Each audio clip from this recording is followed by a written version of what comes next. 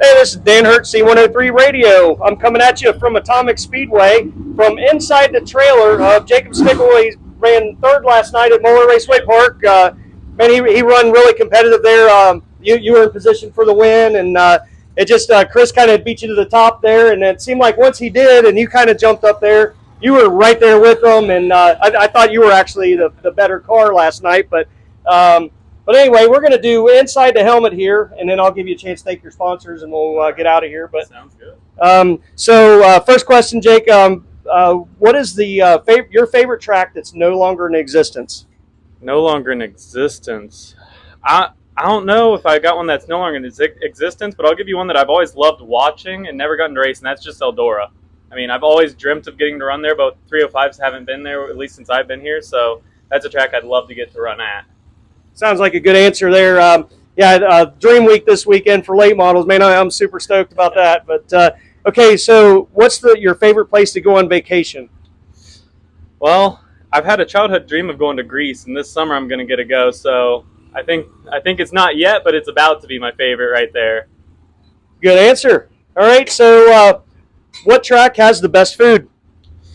You know, when I was growing up, I would always go to Waynesfield and go get their loaded walking tacos, and I had to get at least 2 of them a night when I would go there. There you go. So, all right. I love that one. So next day, how did you come about the number that's on the side of your race car? I know we got some duct tape there, so I mean we're not going to pick on the duct tape, but I'm saying, how did you come up with the 94? So we've always been family friends with Charlie Brown, and with him passing away last year, we ran a tribute car for him last year, and my car was always 14, and I really liked something about the 90s, and I just wanted to stick and kind of put those two together, so that's where I got the 94 from.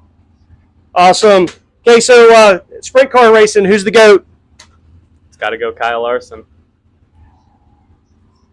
Good answer. So what's the most memorable win that you've had? I got to say it was here last year. We were just having all kinds of issues. We blew up 2 motors before the season even started. Had a loaner motor in the tribute car, like I said, and I think I got the lead with 7 laps to go and put a 4-second advantage on second place, and everything once I got to the lead just felt right. All right, so say I'm a fellow competitor, and I give you a really dirty slider, and maybe you stick in the fence a little bit. How long are you going to hold a grudge? Well, that's a little touchy one right there. I guess it depends on how big I am, right? I mean, well, it depends on how bad. Last year I got a dirty slider that put me in the hospital for a fractured spine, so that grudge is still held. Oh, boy. As long as you come and apologize and own up to it, and you buy me a burger, I think we'd be good. Fair enough.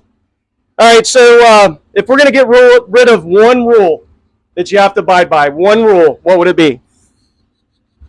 Oh, that's a tough one. I don't know. I like having some structure in it, so that's a tough one for me.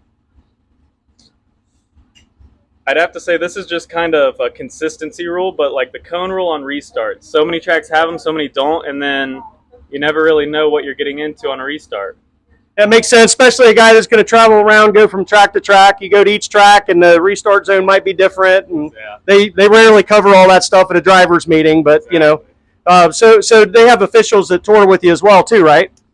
To the point. Most of that's more the back end stuff. Most of when we're on the track, we go by the race directors on the track, obviously the flagger and the normal staff at the track. So in terms of racing, sometimes it's just kind of having to abide by the track and what they want, and we're just appreciative of getting to run on their surfaces and everyone who helps this series grow and become what it has.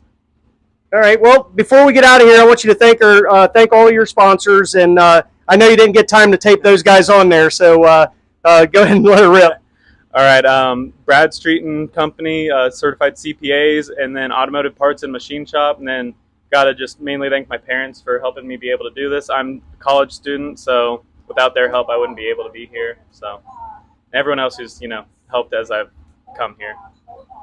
Awesome. Well, good luck to you. That's Jacob Stickle. All right. Thank you.